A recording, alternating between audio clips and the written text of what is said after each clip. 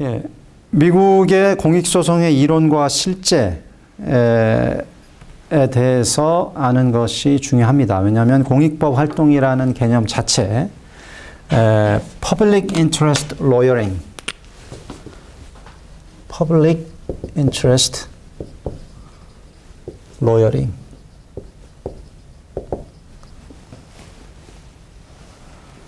이 말은 미국에서 온 말입니다. Public Interest Lawyering, 무슨 뜻일까?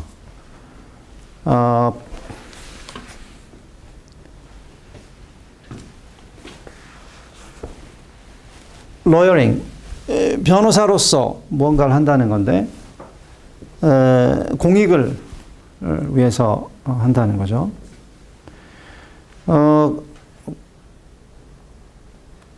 그 전에는 그럼 변호사가 아닌 사람들은 뭐 어떤 활동을 했을까?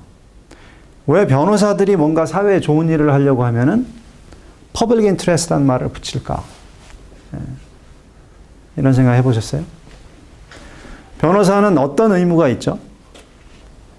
누구의 이익을 최선을 해야 돼요? 의뢰인. 그러니까 의뢰인의 이익을 최선으로 하는 게 아니라 공공의 이익을 최선으로 하는 변호사다. 이런 의미입니다. 그것과 함께 이제 프로보노란 말도 있죠. 프로보노.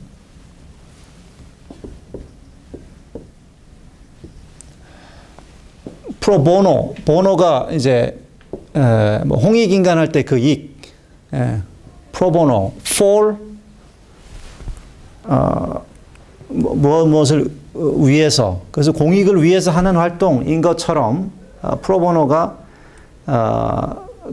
그런 문자 그대로는 그런 뜻인데, 프로보노가 실제로는 이제 어떤 뜻으로 쓰이냐면 무료로, 그런 뜻이에요. 무료로.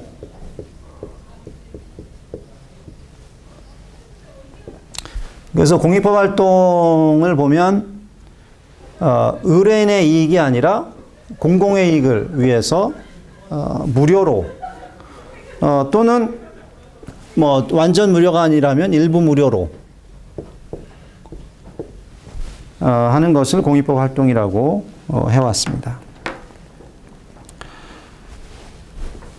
이러면 아주 쉽죠. 왜냐하면 공익이 뭔지 정의할 필요가 없어요. 공익법 활동의 공익이 뭐냐, 여기에 대해서 뭐 해석을 하고 투쟁을 할 필요가 없습니다. 중요한 거는 의뢰인의 이익을 최선으로 하지 않고 또 자기의 이익을 최선으로 하지 않고 하는 변호사의 활동을 다 공익법 활동이라고 할 수가 있는 겁니다.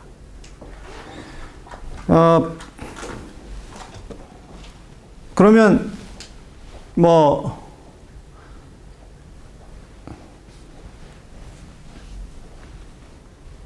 예를 들어서 지금 뭐 공공의 뭐 가장 큰 적이 어떤 박근혜 대통령을 무료 변론하면 그것도 공익법 활동이냐, 어떻게 생각을 해요?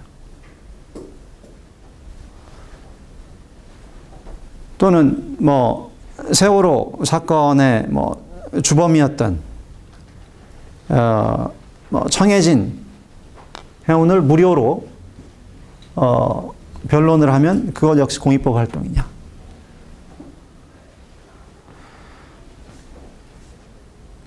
그것이 어떤 공공의 이익을 위해서 하는 거라면 그것도 당연히 공익법 활동이 될 수가 있습니다. 그러니까 정치적으로 진보적이냐 보수적이냐, 또는 객관적으로 사회에 도움이 되느냐 안 되느냐, 이거에 따라서 공익법 활동이냐 아니냐가 나눠지는 게 아니라 본인의 자세, 본인이 실제로 공공의 이익을 위해서 하는 거라면 공익법 활동이라고 우선은 인정을 해줄 수가 있습니다.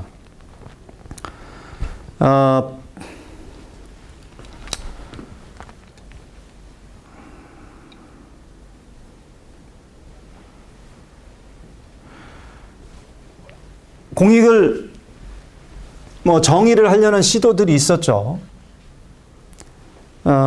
그래서 어떤 정치적으로 뭐 진보적인 가치를 대변하는 활동들만을 이제 공익활동이라고 부른다거나, 또는 어떤 다른 그 가치를 기준으로 해서 결정을 하는 경우도 있었고, 근데 그 가치 판단은 결국은 사실은 가치를 중심으로 어떤 공익이라는 가치가 우리가 있는 것으로, 공익이라는 가치가 객관적으로 존재하는 것으로 우리가 생각을 할 수가 있는데, 그건 실수인 경우가 많아요. 결국은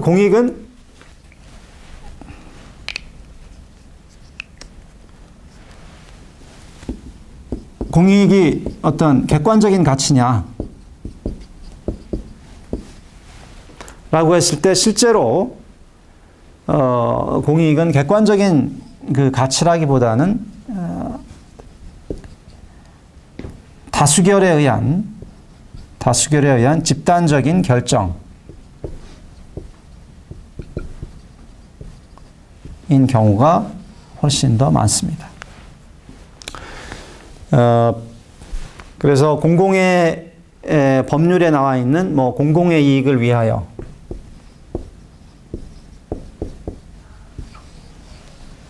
공공의 이익이란 말이 어떤 법률 조항에 나오나요? 형법 310조에 보면은 공공의 이익을, 오로지 공공의 이익을 위하여 사실을 적시했을 때는 명예훼손이 적용되지 않는다라는 조항이 있죠. 공공의 이익, 무엇이 공공의 이익을 위한 것이었을까? 최근에 그 미투 고발이 계속 이루어지고 있습니다. 사실적시 명예훼손을 그대로 적용하자면은 많은 미투 고발들이 명예훼손으로 사실을 적시해서 타인의 평판을 저하한 행위로 처벌받을 수가 있어요. 그리고 실제로 옛날에는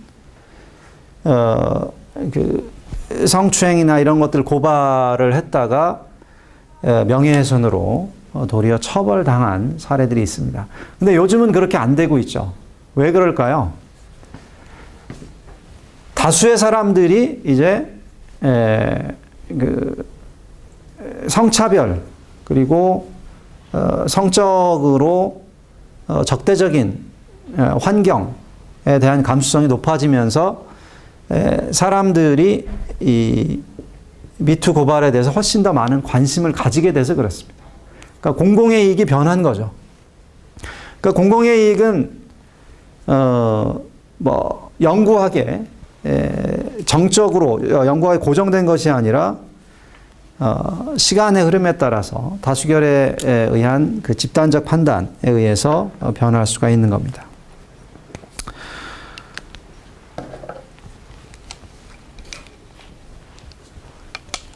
저희 학교에도 그 공익이란 말이 들어간 기관이 있죠. 혹시 기억하시나요? 생각나는 게 있나요? 공익이란 말이 들어간 기관. 공익법률 상담소가 있죠. 네, 공익법률 상담소.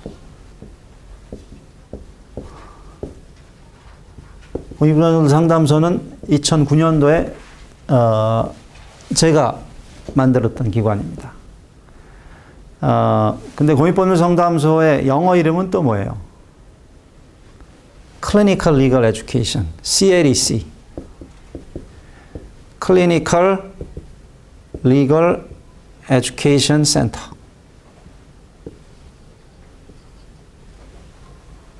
Clinical Legal Education Center.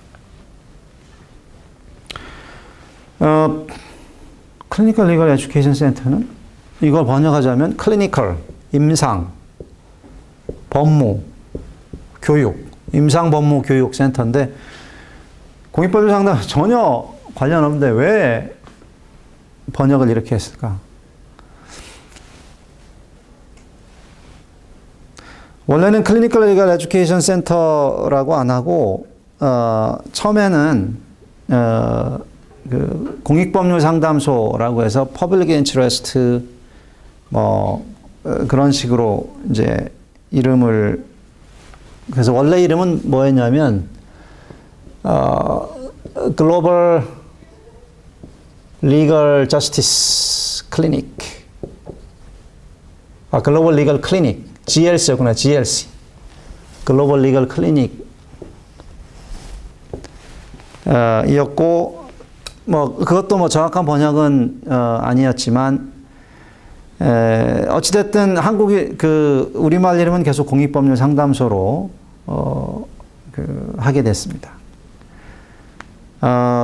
그거는 우리말로 했을 때 임상법무교육센터보다 훨씬 더 공익법률 상담소라고 하면은 사람들이 더 찾아올 것 같아서 그랬어요. 왜 사람들을 찾아오게 하는 게 중요했을까? 임상법무교육을 하려면은 실제 사건이 들어와야 되잖아요. 네. 실제 사건이, 근데 실제 사건을, 어떤 사건을 할 수가 있을까요? 의뢰인이 그 돈이 많은 사건, 이런 사건은 하기 어렵다고 봤어요. 기존 변호사들과의 경쟁 문제도 있지만, 돈이 없는 사람들, 그러니까 임상법무 교육을 제대로 하기 위해서는 사건들을 이제 많이 받아야 되는데, 결국에 어디에서 사건들이 나올 수가 있을 거라고 생각했냐면, 바로 무자력자들 내지는 뭐 차상위 계층, 이런 분들한테서 사건이 올 거라고 생각을 했고, 그리고 이분들은 뭐 수임료를 내기는 매우 어려운 상황인 거죠. 그러니까 수임료를 내기 어려운 분들을 도와주는 방식으로, 임상법무 교육을 제대로 하려면 수임료를 받지 않아야 되겠다라는 이제 판단이 있었던 거죠. 왜? 이 사건을 가지고 교육 목적으로 쓰려고 하면은 사건이 오래 늘어질 수도 있고, 학생이 실수를 할 수도 있고, 여러 가지 그 의뢰인 입장에서는 걱정을 할 수밖에 없는데, 그런 어떤 교육에 봉사하기 위해서 자기 사건을 줄 수 있는 이런 사람들의 사건을 많이 받아야 되겠다라고 해서 앞에 공익법률상담소라고 붙인 겁니다.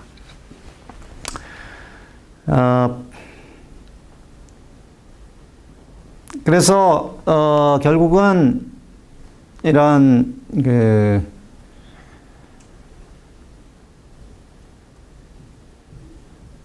이 클리닉 교육이라는 거는 공익하고 결국은 뗄래야 뗄 수 없는 관계를 맺게 되고, 이거는 이 클리니컬 리걸 에듀케이션의 본산인 미국에서도 마찬가지예요. 그래서 모든 클리닉 교육은 클리닉 교육에, 임상 교육에 적합한 사건들을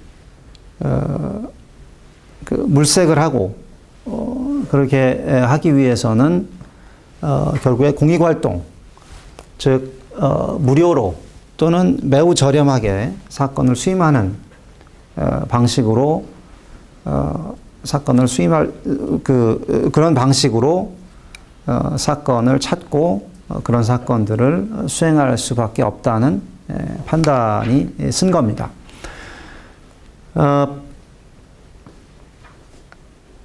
그래서 이 공익법 활동을 우리가 조금 더 공익법 활동하고 관련된 좀 다른 얘기들을 좀 해보자면, 공익법제,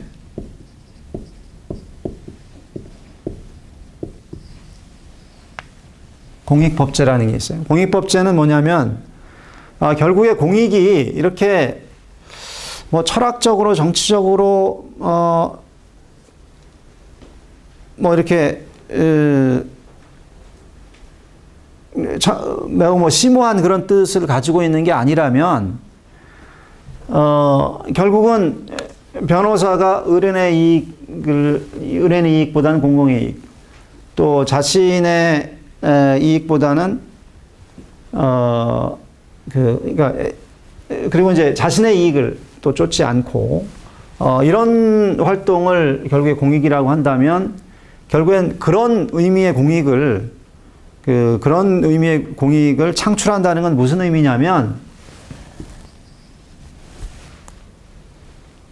가난한 사람들이 법률 서비스를 받을 수 있도록 하는 것. 그래서 access to justice. 여기서 justice라는 것은 정의가 아니라 변론을 말합니다. 변론. 변론 및 법률 서비스 일반.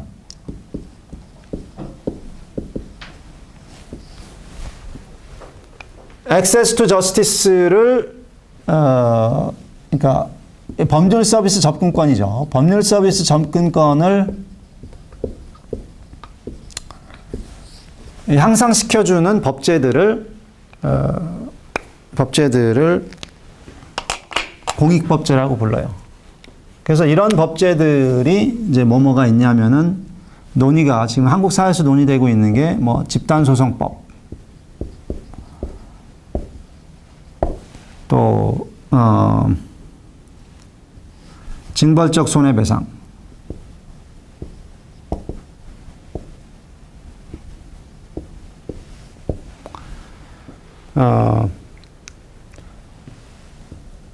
또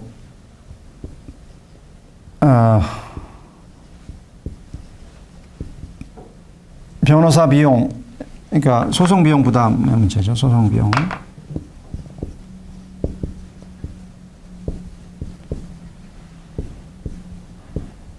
소송 비용을 이제 패자가 부담하도록 하는 패자 부담 소송 비용. 이제 이런 법제들이 있습니다. 그래서 이런 의미에서는 공익은 이제 조금 또 다른 의미, 즉 법률 서비스 접근권을 향상시키는 그런 향상시킨다는 그런 의미를 이제 갖게 됩니다.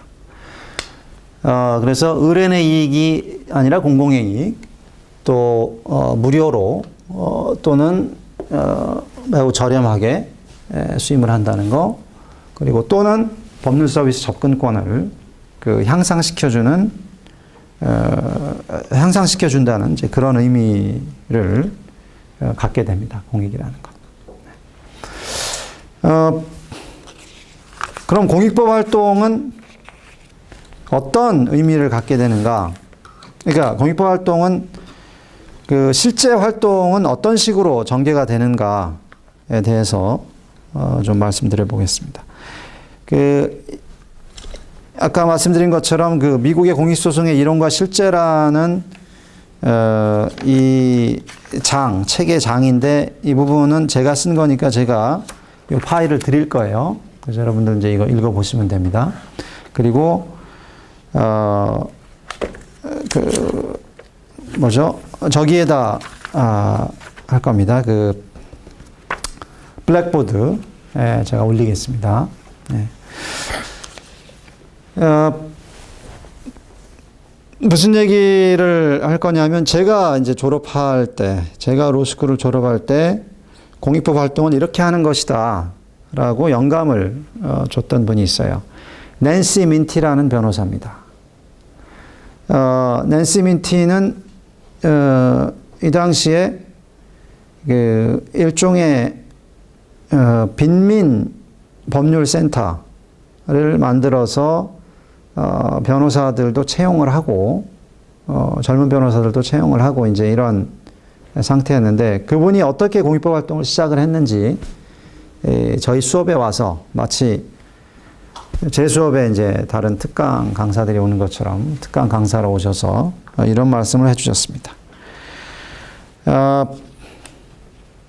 이분은 어디서부터 시작했었냐면 바로 그러니까 이제 졸업을 해야 되는데 로스쿨에 들어올 때는 뭔가 이상을 가지고 사회 정의를 위해서 또 약자를 위해서 일해야 되겠다고 생각하고 들어왔는데 막상 졸업해서 그런 일을 하려고 하다 보니까 그런 직장이 많지가 않은 거예요. 네. 그래서 그런 직장을 잡지를 못했습니다. 그래서 무기력증에 시달리고 있었죠. 뭐 다른 그 대형 로펌이나 뭐 이런 데 가고 싶진 않았고 뭔가 자기의 이상을 실현할 수 있는 그런 자리를 찾고 있었습니다. 그 결국에 이제 찾지를 못하니까 뭐 가장 편한 것부터 해보자라고 해서 어디로 갔냐면은 노숙자 급식소로 갔습니다. 우리나라는 이제 노숙자 급식소가 이렇게 정해진 한 지역에 있는 게 아니라 뭐 교회 같은 데서 뭐 이렇게 이제 하는데 미국은 노숙자 급식소가 딱 정해져 있어요. 그럼 거기 이제 노숙자들이 매일 아침에 옵니다. 그래서 노숙자 급식소에 가가지고 급식소 뒤에 창고 한 칸을 빌어가지고 책상 하나, 또 전화 하나, 그리고 타자기 하나를 갖다 놓고 노숙자들한테 무료 변론을 시작을 합니다. 거기 오는 노숙자들이 뭐 할 일이 없잖아요. 와서 먹고 나서도 꼭 가서 이제 노숙자들이 가장 많이 하는 일이 결국에 이제 국어를 하는 건데요.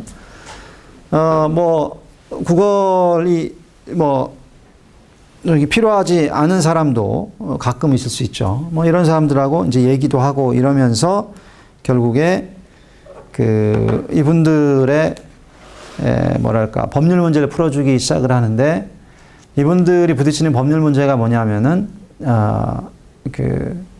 이 미국에는 그 공공장소에서 구걸이나 취침을 금지하는 여러 조례들이 있습니다.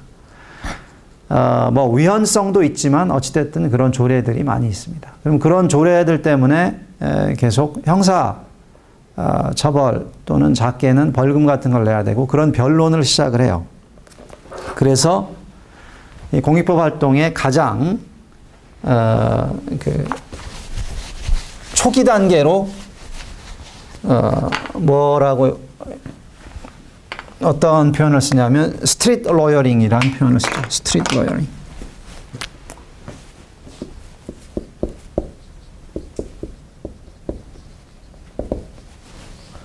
스트리트 로이어링. 뭐 꼭 번역을 하자면 노상 변론이 되겠죠. 근데 노상 변론을 하기 시작하니까 노숙자 급식소가 주로 어느 지역에 있을까요? 주로 빈곤한 지역에 있겠죠. 그리고 거기에 이제 죽치고 앉아 있으니까 노숙자들만 오는 게 아니라 그 지역에 빈곤한 주민들도 찾아오게 됐습니다. 이들이 와서 어떤 그 문제들을 호소를 하냐면 주거 환경이 너무 열악하다. 그래서 쥐, 곤충, 또 질병에 시달리게 되고, 근데 그거는 집 주인이 고쳐줘야 되는 거잖아요. 이분들 이제 세입자들인데 매우 저렴한 그 주택 임대를 하고 있는 분들인데 이분들 주거 환경이 안 좋으면은 집 주인들이 고쳐줘야 되는 거잖아요. 그죠? 집 주인들이 안 고쳐주면은 뭐 그렇게 싸게 들어갔으니까 그 감수해야 되는 거 아닌가? 네, 그렇지 않습니다. 마치 최저임금이 있는 것처럼 최저 주거 기준이라는 게 있어요.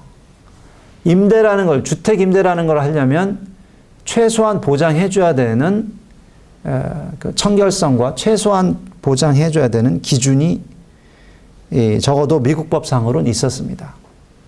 그래서 이분들을 변론을 해서 집주인 상대로 소송을 하기 시작을 합니다.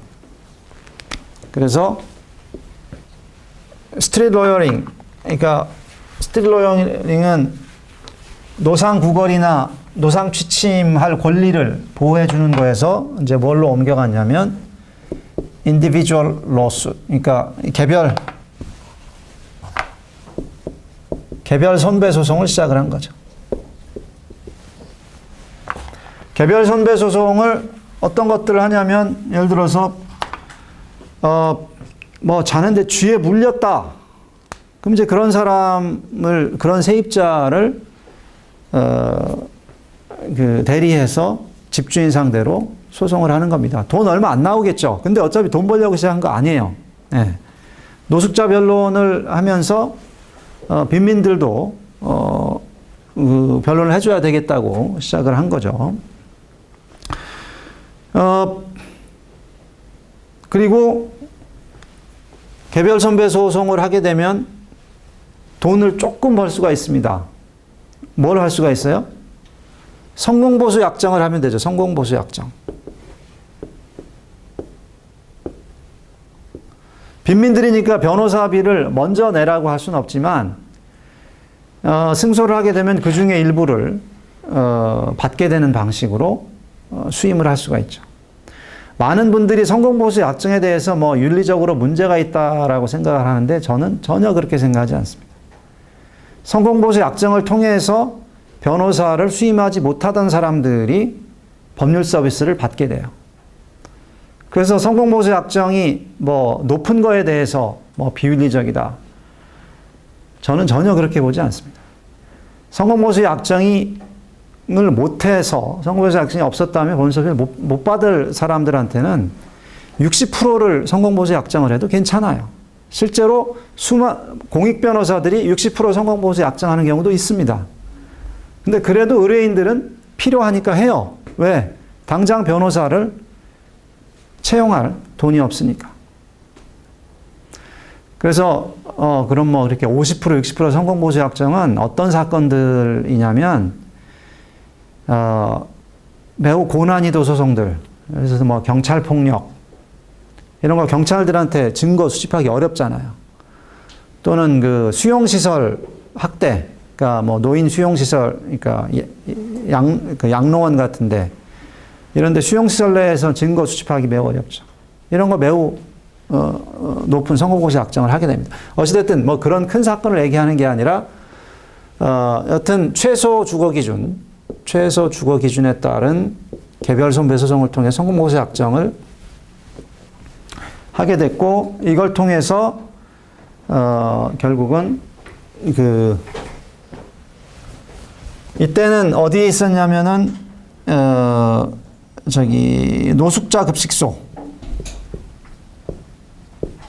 있었다가 이때는 이제 돈을 조금 벌게 되니까 스토어프런트 오피스,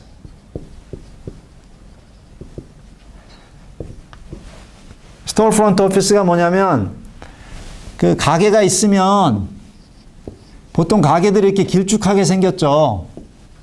가게 그 평면도를 보면, 왜냐면은 이 사람들이 걸어 다니는데 다 조금씩 그 접촉면을 갖기 위해서 이 앞에 문은 조그만데 이 뒤로 쭉 그 공간이 길게 늘어져 있는 거를, 이건 한국도 마찬가지죠. 예. 이 점포들이 다 이런 식으로 길쭉길쭉하게 생겼습니다. 그래서 이 앞에 공간이 항상 조금씩 남을 때가 있어요. 그래서 그 공간을 임대를 한 거예요. 그래서 이 안에 들어가면 뭐 가게 뭐 점포가 있지만 이 앞에서는 자기가 이게 변호사 사무실이다라고 시작을 하는 겁니다. 이거 여러분들 이미 한국에서도 뭐 좀 다르겠지만 카페하고 변호사 사무실 같이 하는 분들도 있어요. 이거는 실제로 그런 게 아니고, 다른 사람이 예를 들어서 카페를 운영하는데 앞에 공간을 이제 빌리는 거죠. 네. 그래서 그걸 스토어프런트 오피스라고 합니다. 이게 이제 이런 말들이 미국의 공익법 활동에 관행적으로 발생한 여러 현상들을 지칭하는 그런 단어들이에요. 그 스토어프런트 오피스에서 첫 공익법 활동 시작한 사람들도 많아요. 스트릴러형으로 시작한 사람도 많고, 네. 스토어 프론트 오피스에서 시작한 사람도 많고. 그런데 이렇게 해서 변론을 하다 보니까 개별적으로 이렇게 소송을 해가지고는 세입자들에게 금전적인 보상은 가져다 주는데 실제 개선되는 게 없는 거예요. 쥐에 물려서 왔어. 소송했어. 뭐 얼마 받아요? 뭐 1,000불, 2,000불 받아요. 근데 가서 또 물려. 그 세입자들의 삶은 1,000불, 2,000불 받는 게 그게 세입자들 변호사 찾아올 때는 그게 목적이었지만 세입자들의 삶이 나아지진 않잖아요. 사람이 주거 환경이라는 게 얼마나 중요한지 여러분들 아실 거예요.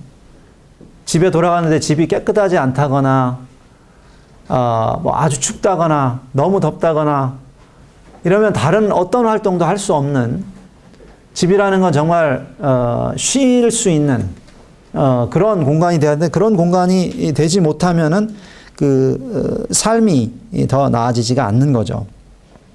그러다 보니까 같은 사람이 계속 오는 거예요. 또는 비슷한 사건들이 계속 오는 거예요. 그러니까 자기는 아무리 해도,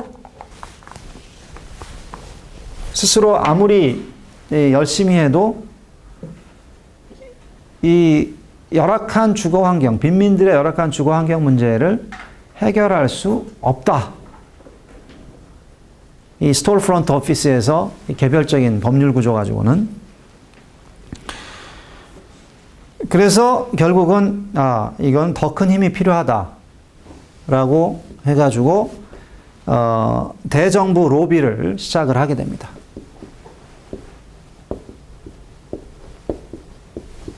즉 뭐냐면 이 최소 주거 기준이 있으면 최소 주거 기준이 제대로 지켜지고 있는지 확인을 해야 되는, 그리고 그렇지 않은 집주인들에게 벌금을 물리는 그런 행정기관이 있겠죠. 그 행정기관에 계속 전화도 하고 거기 가서 시위도 하고 이런 식으로 해서 그 최소 주거 기준을, 최소 주거 기준 준법 운동 또는 준법 내지는 최소 주거 기준 집행을 하라는 그런 운동을 시작하게 됐습니다.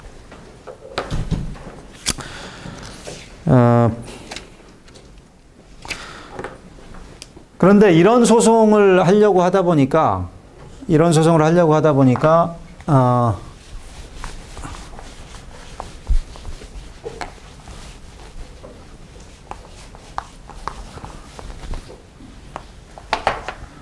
무엇이 이제 필요해졌냐면,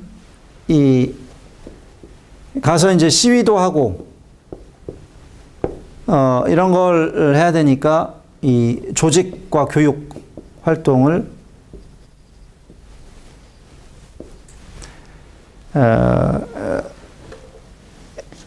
해야 됐어요. 즉 뭐냐면, 세입자들의 권리를 알려주고, 그리고 그 세입자들에게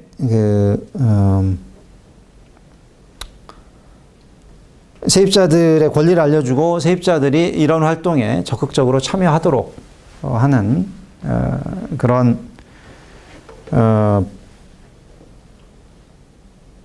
활동을 하도록 했습니다. 근데 문제는 이 정부가 개입을 하더라도 정부가 개입을 하더라도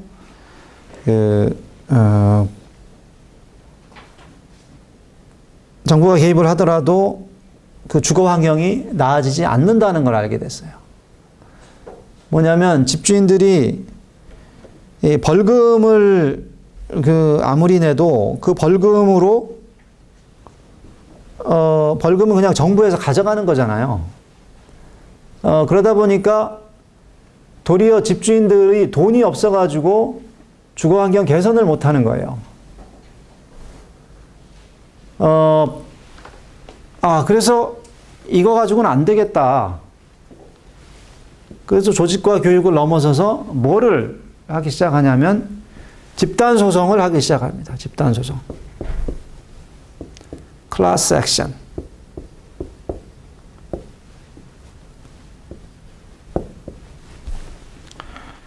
집단 소송을 한다는 건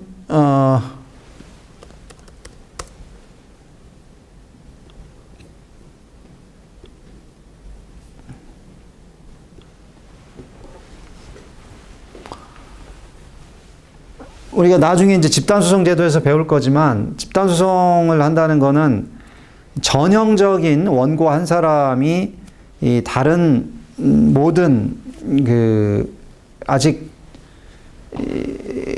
특정되지 않은 많은 사람들을 대표하는 것을 집단소송이라고 합니다. 즉 뭐 10,000명이 있으면 10,000명을 일일이 다 변론하는 게 아니라 그 중에 전형적인 한 사람을 찾아서 그 사람을 변론을 해도 10,000명에 대해서 손해배상을 받을 수 있도록 해주는 게 집단소송이에요. 어찌됐든 그런 집단소송 제도를 이용을 해야죠. 우리나라는 아직 증권 집단소송만 있죠. 그래서 집단소송을 통해서 이렇게 하게 되면은 이 대정부 로비보다 더 좋은 게 뭐냐면은 돈을 직접 받을 수가 있어요. 네. 그리고 큰 돈을 받을 수가 있어요. 왜냐면은 이 수많은 사람들, 뭐 수백 명을 이제 한꺼번에 대리를 하게 되니까 훨씬 더 소송의 규모가 커지고 입증도 소송의 규모가 커지니까 소송 비용을 더 많이 쓸 수가 있고 그렇게 해서 그 손해배상을 1인당 손해배상도 액수가 훨씬 더 커지게 되는 이제 그런 상황이 이제 발생을 하게 됩니다. 그리고 그러면서 또 뭐를 같이 하게 되냐면 개별 손보 소송을 하면서 어떤 중요한 판례가 되는 임팩트 리티게이션도 같이 하게 됩니다. 임팩트 리티게이션. 이거 제가 나눠드리는 자료에 다 있을 겁니다. 그러니까 이건 사회적으로 임팩트 리티게이션은 뭐냐면 사회적으로 의미 있는 소송, 사회적 의미를 남기는 소송을 임팩트 리티게이션이라고 합니다.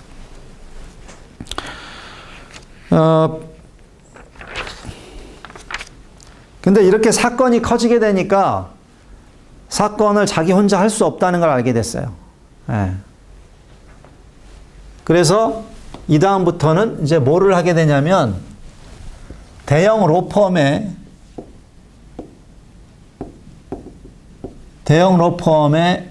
공익 파트가 있죠. 거기에 사건을 중개를 해주게 됩니다. 리퍼럴. 사건을 중개를 해주는 것도 이건 변호사만 할 수 있는 거예요.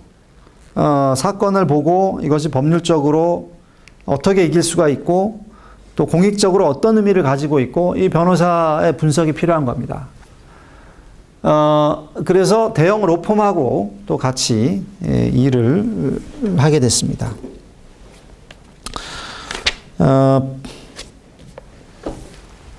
그렇게 해서 집단소송을 대형 로펌의 힘을 빌어서 실제로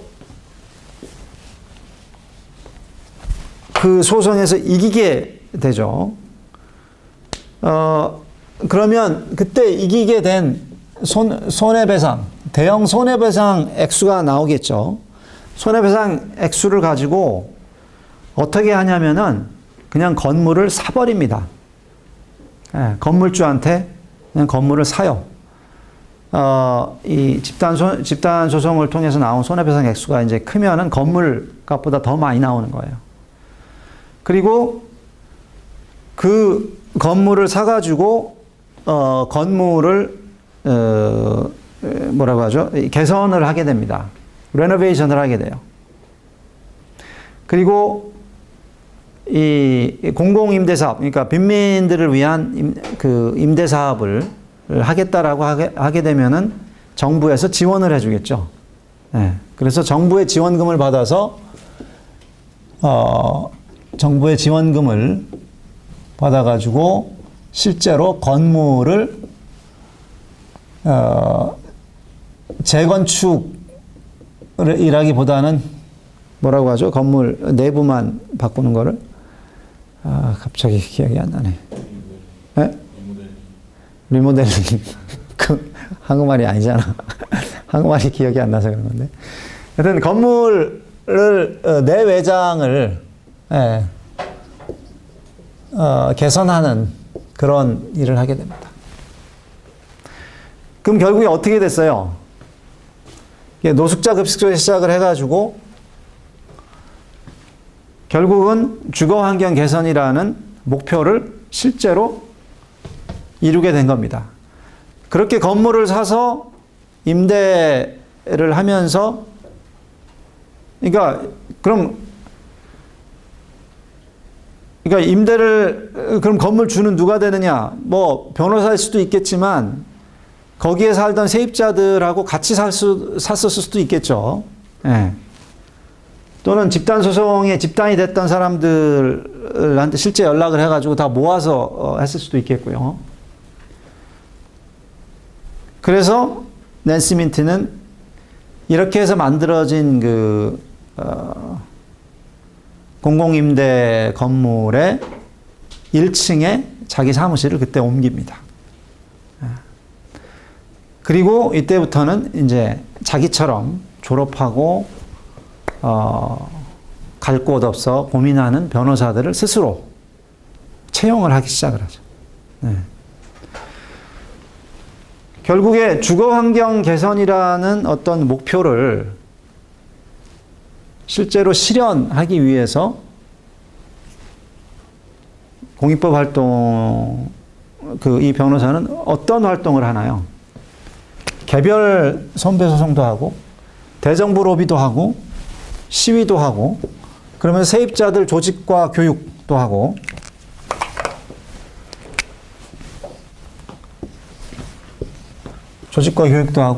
집단소송도 하고, 또 대형 로펌의 공익파트에 연락을 해서,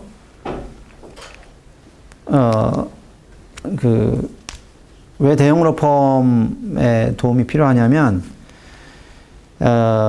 사건이 커지면 증거들을 제대로 잘 간수를 해야 되고, 문서화해야 될 것이 훨씬 더 많아지고, 그래서 행정 지원이 매우 중요해집니다. 그런 것들을 대줄 수 있는 곳이 이제 대형 로펌인 거죠. 그리고 나중에는 정부 지원금을 받는 일까지 이렇게 하게 됩니다. 이 모든 게 공익법 활동의 일환인 거예요. 중요한 거는 일관되게 하나의 이슈, 빈민들의 주거환경 개선이라는 그 이슈를 풀기 위해서 법률가가 할 수 있는 모든 걸 이제 한 거죠. 그래서 여러분들도 그 전략 보고서를 쓰실 때 항상 이 낸시 민티를 기억을 하고, 어떻게 이게 소송이냐 아니냐 이거 따지지 말고, 그러니까 소송을 어떻게 하면 되겠다 이것만 따지지 말고, 법률가로서 무엇을 할 수 있느냐, 할 수 있는 일의 종류, 할 수 있는 일에 대해서 열린 마음을 가지고 전략 보고서를 쓰시기 바랍니다.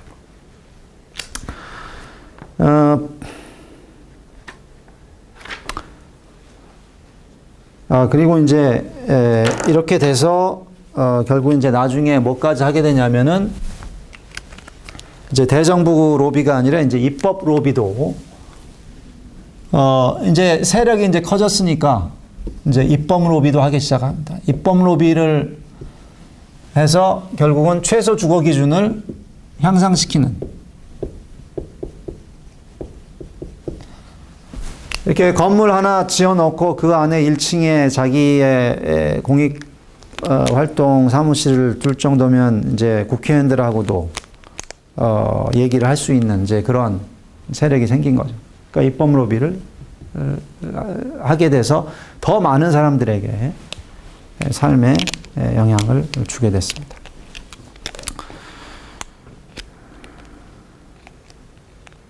그래서 이런 내용이 담겨 있는 그 글이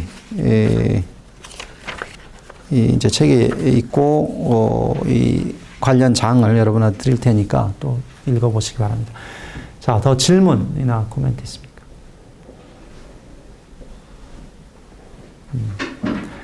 첫 시간이니까 뭐 이제 길게 하진 않겠어요.